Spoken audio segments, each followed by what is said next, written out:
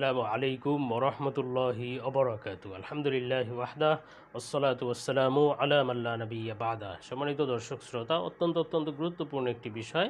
একজন ভাই আমাদের কাছে প্রশ্ন করেছেন যে স্বামী স্ত্রী সহবাস করার পরে যেই কাপড় পরে সহবাস করে অথবা সহবাস অবস্থায় যেই কাপড় শরীরে থাকে সেই কাপড় পরে নামাজ পড়া বৈধ কিনা, সেই কাপড় না ধুয়ে সেই কাপড় পরে পরবর্তীতে নামাজ পড়া বৈধ কিনা, এতে নামাজ হবে কিনা, এই মর্মে তিনি একটি প্রশ্ন করেছেন। তো সর্বপ্রথম আমরা সেই প্রশ্নটি পড়ব সরাসরি, তারপরে আমরা তার উত্তর দেব ইনশাআল্লাহ।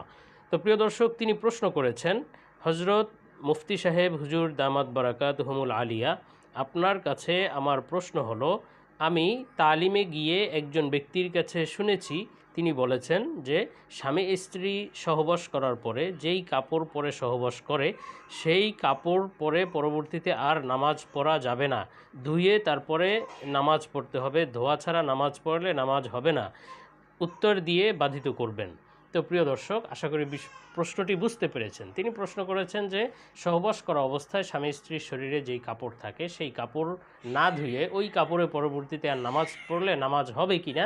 তিনি শুনেছেন একজনের কাছে যে নামাজ হবে না, কাপড় ধুয়ে তারপরে নামাজ পড়তে হবে। তো প্রিয় দর্শক, এর জবাব হলো যে আসলে তালিমে গিয়ে আপনি যা শুনেছেন সেই বিষয়টি আসলে সহি নয়।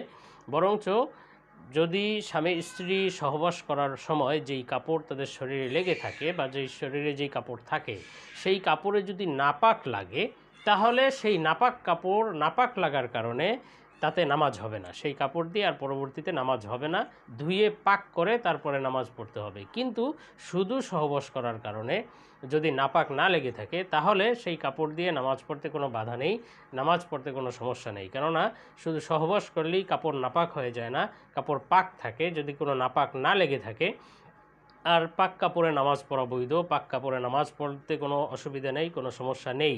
সুতরাং শুধু সহবাস করার কারণে যদি যে বলেছে যে শুধু সহবাস করার কারণে কাপড় নাপাক হয়ে গিয়েছে এবং সেই কাপড় ধুয়ে তারপরে নামাজ পড়তে হবে, তার কথাটি সহি নয়।